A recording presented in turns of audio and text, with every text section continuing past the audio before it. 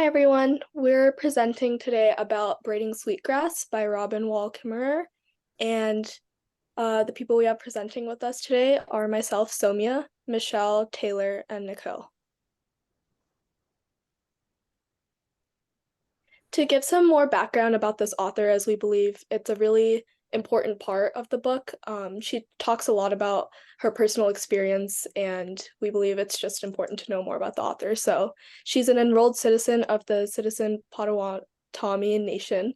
She's a distinguished professor of environmental and forest biology, and she's most known for her recipient of the MacArthur Fellowship and the John Burroughs Medal. So she's a very accomplished person, and we believe it adds a lot to her book.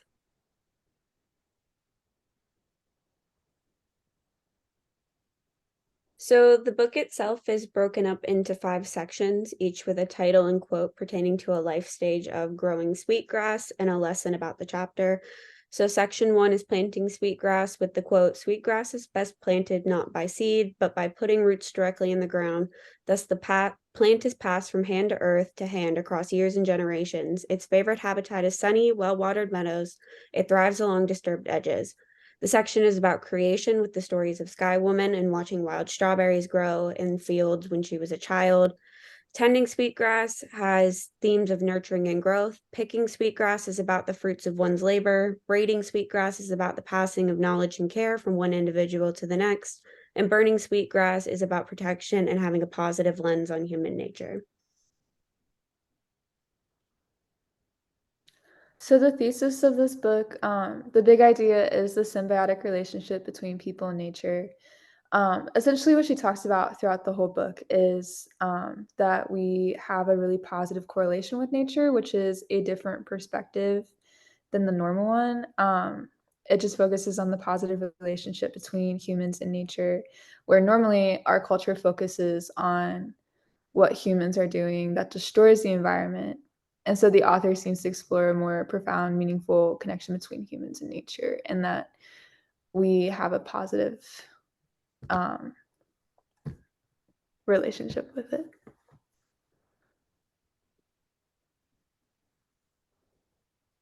Like I mentioned before, we believe that her experience as a professor really adds a lot to the book. So she talks about in a survey of her students where most students said humans and nature are a bad mix, kind of what Taylor was talking about when we said that the general opinion is usually of the same thing. And there were really no positive reactions that students seem to have of humans and nature. But the professor really wanted to focus on the idea of more of the beneficial relationships. And she kind of goes into a topic with the story of Sky Woman. And I wanted to read a quote from the section Planting Sweetgrass, where it says, "Sky Woman scattered her handful of seeds across Turtle Island.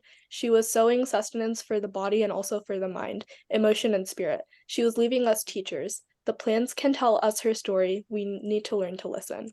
So, as you can see, she's kind of making a more human connection with nature and forming a more meaningful one than I would assume most people do. And it all starts from origins and tales that indigenous people used to have. So another piece of evidence that she provides is that although not everyone is indigenous by birth to the place that they happen to live in, they can all become indigenous in the more general sense of learning to care for their home. And she uses the example of plantains, which was also known as the white man's footstep, as an example of a non-native plant that became naturalized, and it is now valued for its medicinal and culinary uses. So that's an example that she provides of a current human mankind creation that ultimately served a greater purpose and is provides very much of use to nature. Another great example that she talks about is cedars and how they regrow extremely slowly, and how human help is actually needed to reintroduce them to their former habitat. So these pieces of evidence are basically just talking about how she believes that although many people have a bad opinion with humans and nature, which is also a very valid point. She wants to focus on the positive parts of what has been happening because she believes that's the only way to move forward and to get better with how we are with environmental issues. So it was a really interesting points that she mentioned that I think we all weren't really used to before, but it's a very valid point. And in a study with her grad student Lori, which found that sweetgrass grows better and thrives when harvested by human hands. So again, just I think she's just really emphasizing the importance of humans and how much positive interactions we actually have with them. And then to talk about some of the strengths we saw with this book, one of the best ones is it blends a lot of emotion and data. So the author gives a really personal view throughout the book of her experience with nature and just her testimony of what she's seen throughout her life.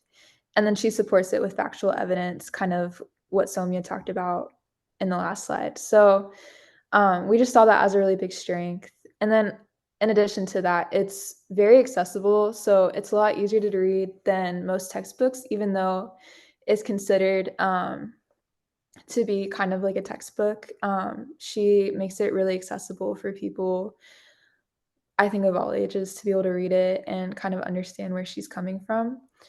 And then going back to what I talked about earlier, the thesis is really strong and very interesting. It's a lot different than what we see in other creation stories. The story she kind of lays out is a really different perspective on human interaction with nature. And it was really interesting to see that take.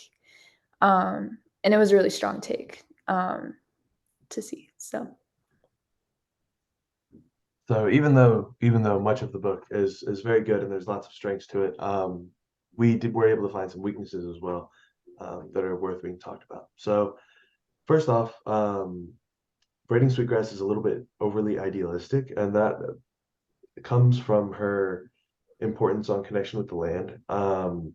Due to the nature of our world these days, a lot of people don't live with any meaningful like plots of land that is not, paved over, roads, sidewalks, houses, shopping centers close to them. And because of that, um, that meaningful connection to the land, the meaningful connection to nature being part of your everyday life just doesn't happen for a lot of people.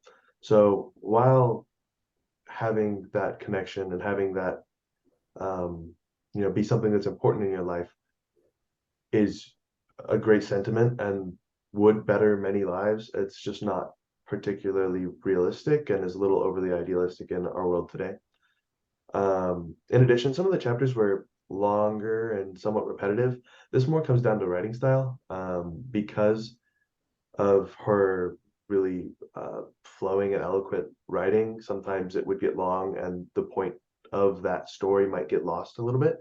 That being said, it was very well written and a lot of fun to read. In addition, with its form of being lots of small short stories, personal anecdotes, and just like life experiences kind of put together into a larger story, sometimes the purpose of the small stories would be lost sometimes, which would just create cohesion issues. And also, those stories sometimes were not just the flow of the book would be affected. There was a chapter, Witch Hazel, that was told by her from her daughter's perspective, and the jump between her and her daughter perspectives over those three chapters made it difficult to understand sometimes. And then lastly, Braiding Sweetgrass is and has been critiqued by other indigenous people, and that's because of the use of the word Wendigo. I was actually having a conversation with one of my friends about the book, and he brought it up to me, and I hadn't heard about it before. But Wendigo is essentially like a cannibalistic spirit in indigenous beliefs, and it's not generally a word that is shared or used. And there's quite a few people who take umbrage with the use of that word. So that's a critique of the book as well. So overall, it was a very well written book and written in an accessible way, which allows people without like the technical knowledge of botany or of even any real connection with nature to understand what the author's discussing and talking about, and how that connection between humans and nature is very important. And that's a very important part of the book, making it accessible to the public, and spreading her knowledge. In addition, it's written very differently from other books. It's also very different than what you might think you're reading when you pick up the book, because the short little synopsis on the back doesn't really let you know that you're getting into short stories and the background of the author and all of those things. So it's kind of like a good surprise as you get into the book, and it keeps you interested. Because it draws on personal experience, it humanizes the stories and makes it more accessible. It's one thing just to talk about nature and say, hey, talk about the plants that she has studied or something like that. It's another thing to explain how those plants and experiences and her experiences with the land are important to her from a emotional perspective and a cultural perspective, which leads to more meaning overall, and more meaning for the reader as you're reading the book. Overall, it has a very good mentality in terms of nature and the relationship between humans and nature. It helps to foster a more positive attitude, especially in a time where it is many fear our relationship with nature is unsalvageable and it's all doom and gloom. However, connecting to the way that she views that we should interact with nature in today's world is difficult, just due to modern life and people living in cities, and there not being a readily available way to connect with nature for many people on the daily. So overall, it was a very well written book that explores the mutually beneficial connection between humans and nature, and eloquently explains why we should rethink how we should connect with nature on the daily basis. Thank you.